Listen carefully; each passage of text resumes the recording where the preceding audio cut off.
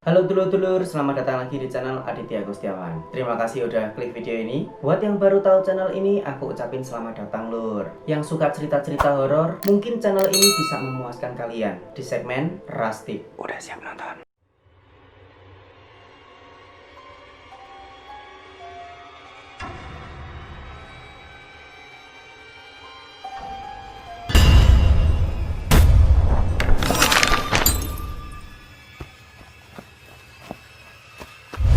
Di saat pandemi kayak gini, apa yang kalian kangenin banget? Apakah dari kalian banyak yang kangen nonton di bioskop? Jujur aku juga sih. Kangen banget nonton film. Apalagi sama anak istri. Dan ya, yang paling berkesan banget tuh, kalau nonton film yang paling ditunggu-tunggu. Biasanya ya, aku sukanya yang Marvel-Marvel gitu lur. Kadang nih lur ya, nonton di bioskop itu jadi penghilang stres lur. Aku sering banget sama istriku, kalau aku habis pulang kerja dan pas jenuh banget, tiba-tiba kita itu impulsif pengen nonton. Ngedatengin aja tuh mallnya, yang kebetulan deket sama tempat kerjaku, cuman sekitar 200 meteran lah. Kalau ada film yang bagus ya gasken, nonton aja langsung. Sampai pulangnya itu malam banget. Ya sekarang susah ya kalau mau nonton. Kalau toh bioskop udah buka ya pastinya kita mikir dua kali lur. Mending nonton YouTubeku sendiri. Tapi apa jadinya kalau bioskop yang kalian tempatin buat nonton pernah punya pengalaman kelam dan pernah terjadi tragedi yang memakan korban jiwa dan ngebikin bioskop tersebut horor dan berhantu seperti bioskop satu ini.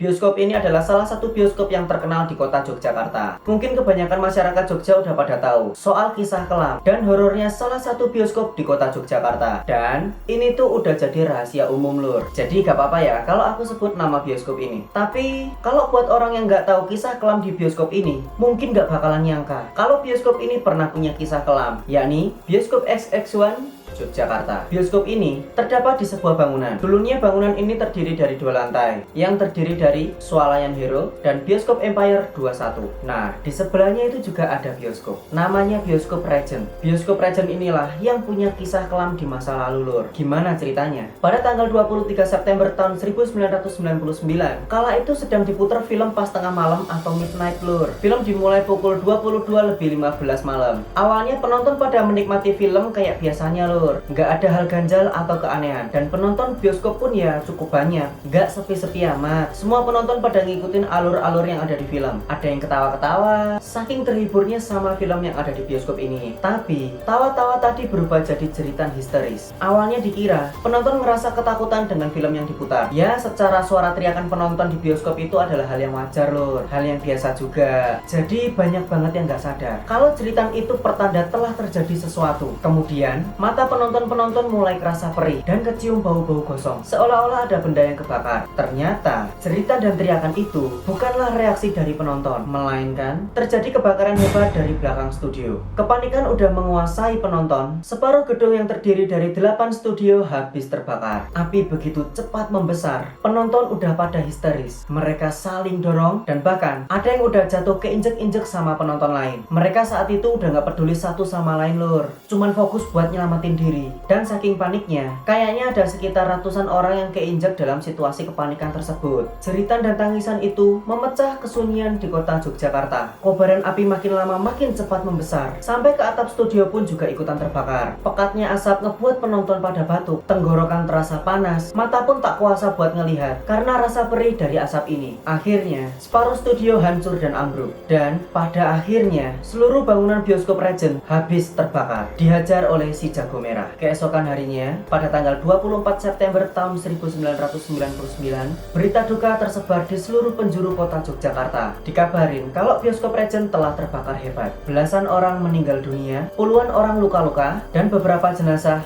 belum ditemukan. Dan kala itu, kota Yogyakarta udah nggak punya bioskop lagi lur. Proses evakuasi pagi itu amat sangat menyayat hati. Belasan tubuh-tubuh gosong diketemukan di antara reruntuhan. Jerit tangis pilu terdengar dari beberapa kerabat yang hendak menjemput korban tewas tadi. Bau anyir dan bau gosong dari tubuh manusia yang kebakar hidup-hidup begitu menusuk hidung dan begitu ngebikin kita ngerasa prihatin. Begitulah pilunya tragedi yang membuat kota Yogyakarta menangis. 10 tahun kemudian, pada tahun 2009, bioskop kembali dibuka di kota Yogyakarta, berusaha bangkit dari trauma di masa lalu. Bioskop Empire 21 Yogyakarta berganti nama jadi Bioskop Empire XX1 Yogyakarta, yang dibangun di bekas bangunan yang habis kebakar 10 tahun silam. Pada proses renovasi itu, nggak terlepas dari bayangan-bayangan kelam di masa lalu yang merenggut nyawa belasan orang, dan semua bayangan itu berusaha ditepis untuk mencoba membuka lembaran baru.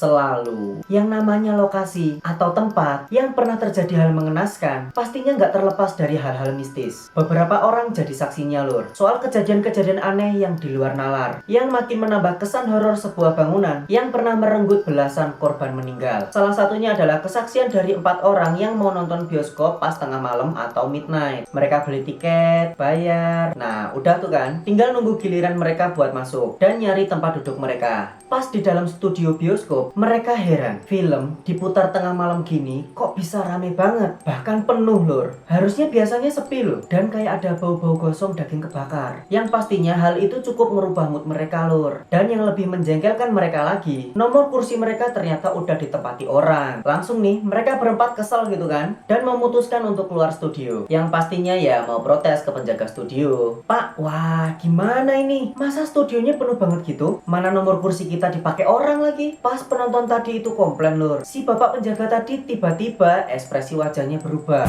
Bukan berubah karena terpancing amarah, melainkan terkejut. Dan si bapak ini bilang, loh, yang nonton film ini tuh cuman kalian berempat loh mas mbak, studionya loh kosong banget. Nah langsung 4 orang tadi itu nggak jadi nonton lur, ketimbang bersebelahan dengan arwah-arwah penasaran. Tapi katanya kejadian ini tuh udah terjadi beberapa kali lur, dan seringnya itu terjadi pas pemutaran film tengah malam atau midnight, dan selalu ngeganggu penonton yang jumlahnya itu 4 orang. Kenapa 4 orang? Konon katanya pas peristiwa bioskop ini kebakar pada tahun 1999 silam, ada 4 jenazah yang belum diketemukan hingga saat ini, yang diperkirakan tubuh 4 orang ini benar-benar habis kebakar. Wow, merinding aku lur. Makanya ada himbauan kalau mau nonton di sana pas malam hari jangan 4 orang. Ditakutkan terjadi hal-hal mistis seperti yang terjadi pada penonton-penonton sebelumnya. Terus ada cerita mistis lagi nih. Kali ini adalah pengalaman dari 2 orang cewek bernama Nana dan Putri, yang pastinya bukan nama sebenarnya ya. Berbeda sama yang tadi, kejadian mistis nggak terjadi di dalam studionya. Soalnya Nana dan Putri nonton film di bioskop seperti biasanya lur. Nggak ada hal-hal aneh yang terjadi, dan nggak ada kejadian janggal apapun. Dan film yang mereka tonton ini selesainya pukul 11 malam. Pas kelar nonton, ya nggak sedikit lah orang yang tiba-tiba kebelet pengen ke toilet gitu kan, secara udah nahan-nahan pipis selama film diputar. Nah dalam cerita ini, Nana kebelet pengen ke toilet lur. Pas Nana di kamar mandi, Nana ini ngelihat ada 2 cewek yang lagi ngobrol. Ya ngobrolin film yang udah ditonton tadi. Nana langsung masuk ke bilik tengah, dan bilik yang sebelah kiri ini ketutup. Ya pastinya dikira ada orang gitu kan. Terus dari dalam bilik toilet, suara 2 cewek tadi itu makin lama makin mengecil, alias 2 cewek tadi itu udah berjalan menjauhi toilet. Pas saat itu suasananya hening banget, tiba-tiba kedengaran ada suara orang yang buru-buru masuk ke bilik sebelahnya Nana, sambil dia ini ngebanting pintu. Dalam benak Nana, buset kebelet apa gimana nih orang ya.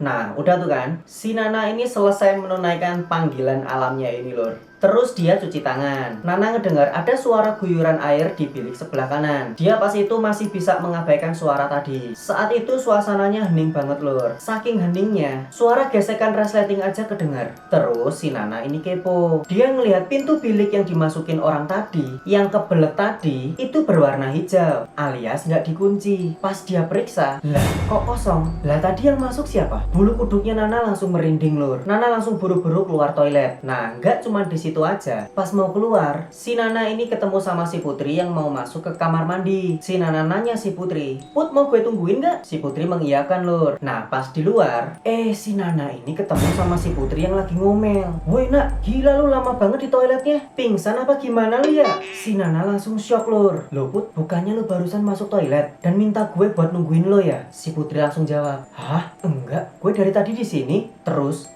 Mereka berdua ini ngecek ke dalam dan ngebuka bilik pintu yang dimasuki yang katanya Putri tadi lur. Dan ternyata nggak ada orangnya guys. Ngibrit langsung pulang tuh mereka. Serem amat. Dan masih ada lagi. Kali ini dialami oleh sekawanan mas-mas yang lagi nonton film di bioskop. Pas tengah malam atau midnight. Lagi-lagi midnight lur. Pas nonton filmnya, tiba-tiba salah satu dari mereka, ya sebut aja namanya Yudi, bukan nama sebenarnya yang pastinya ya. Si Yudi ini tiba-tiba kebelet kencing pas tengah-tengah film. Gak biasanya loh dia ngerasa kayak gitu. Sebelumnya kalau pengen kencing ya dia bisa nahan lur. Tapi kali ini enggak. Yang mengharuskan si Yudi ini harus ke toilet. Terus, pas udah di toilet nih, kedengar ada suara aktivitas orang di luar kamar mandi. Pas dilihat, ada ibu-ibu hamil besar yang lagi ngepel lantai. Dan disapalah sama si Yudi. Bu, kalau hamil besar nggak usah kerja malam-malam gini, istirahat aja di rumah. Tapi si ibu tadi itu nggak ngerespon sama sekali lur. Ya udah, si Yudi tadi jadinya garing lur dan balik ke studio buat ngelanjutin filmnya. Pas film itu selesai, si Yudi cerita nih ke teman-temannya,